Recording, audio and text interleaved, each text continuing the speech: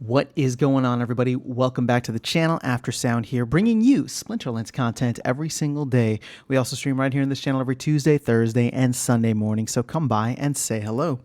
All right, guys. Well, happy birthday, Splinterlands, or maybe more specifically, Steam Monsters, because on this day, May 26th, 2018, so on this day 5 years ago, we had the original post from Aggroed preserved on the blockchain that announced Steam Monsters and the official alpha release. So there's a long post here with a lot of different eye candy and all that. I'm not going to read this to you, but there were a couple of select things that I thought would be worth sharing because for me, it helped to put certain things in context, especially with where we're at in the current market dynamic, in the current kind of like release cycle for all the things that Splinterlands, the company, has been working on. And so let me go ahead and just run through a couple of these, and then obviously, if you want to go check out the post, feel free to. It was posted in Mav Chat. That's where I saw it, and so let's just go ahead and dive in. So this was the official announcement, talking about Yabamat and I have been hard at work creating cards, art, a website, and building the game function. Where are we at? So this was exactly 5 years ago. You're currently able to purchase a starter pack, booster packs, and C cards in your collection. The starter pack is currently set at $5 USD.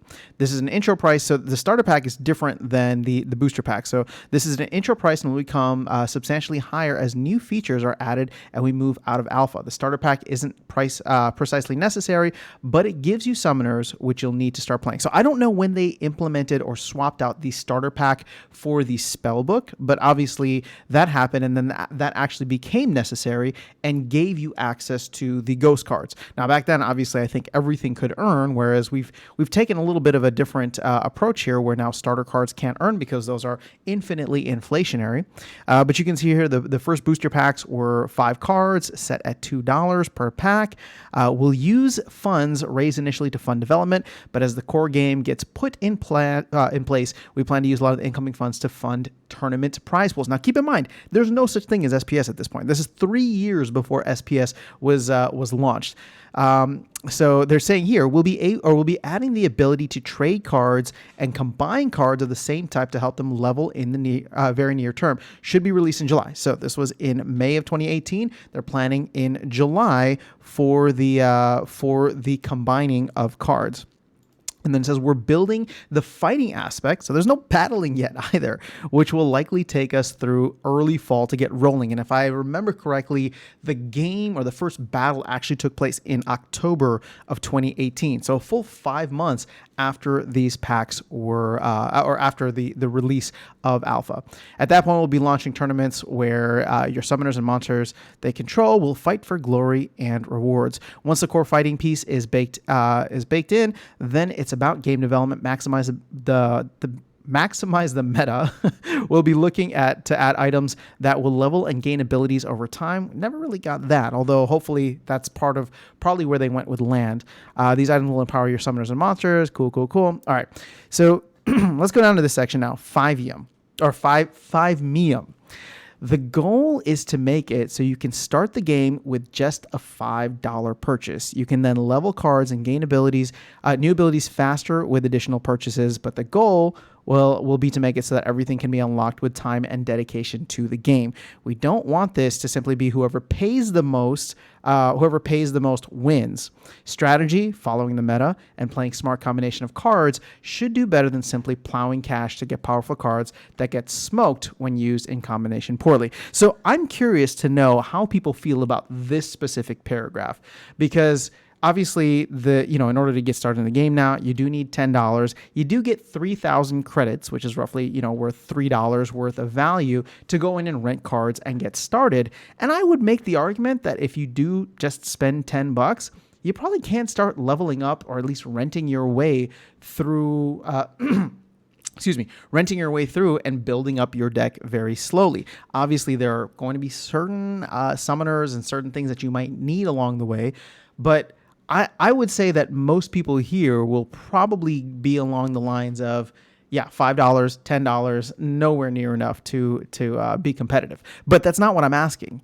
Is $5 or $10 enough to just actually play the game and enjoy it? And I would say that we're still there. It's for all of us playing at the higher leagues, seeing the higher rewards, there's definitely a skewed mentality or skewed perspective because it's like we're all ROI focused, right? We can't help it. We're all ROI focused. But for people who just enjoy the game and want to come in and play at bronze, and that's what I've been doing with the Aftersound Nifty account, for example, you can just do that with a very, very minimal, I don't even want to call it investment, but just a minimal like buy-in price to buy the spell book and maybe put in a little bit extra, but you still get that 3,000 credits. So this was just something interesting here I thought I'd share. Obviously, it's no longer $5. It is up to $10 now for the spell book, but that was the goal at the time. And I don't think the team has strayed too far away from that, but I'm curious to hear what the Salt Lords or how the Salt Lords feel about that paragraph. Because when I read it, I was thinking about you, Salt Lords. I was thinking about you.